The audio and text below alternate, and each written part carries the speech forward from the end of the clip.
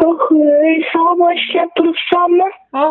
Türkmenistan bilen gepleşten kettek kiçik emmesi ayırıgan halama sağma işlep yürüktü mü halama işler bilen. Var olmuşum sen parmağın yürekten işlep. Sağ. Bu linyanın enesi yok, asası yok olan. Evet. Düğüne karıştılar. Gülyengen o burada mı diyor? Yok. Ne Allah? Yok bir kere diyem şörtet diyor. Ama.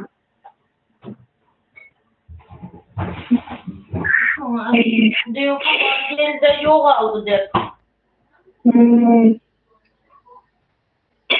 Yo aynen küçük sana yazmıyor devlet küçük. Hala yazmıyordu.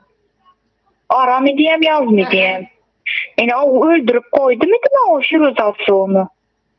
Sonda gidendir hala. Havarım yok. Olmayan içine hiç gaz telefonu açmıyor dinlen sesin ne kadar ölü verdi meyük. Yine meşeksiken raketlerden bomba atar patlatıp kaçsak. Öyünde yok mu? Ha? Öyünde yok mu? Kim öyle sen mi arotıp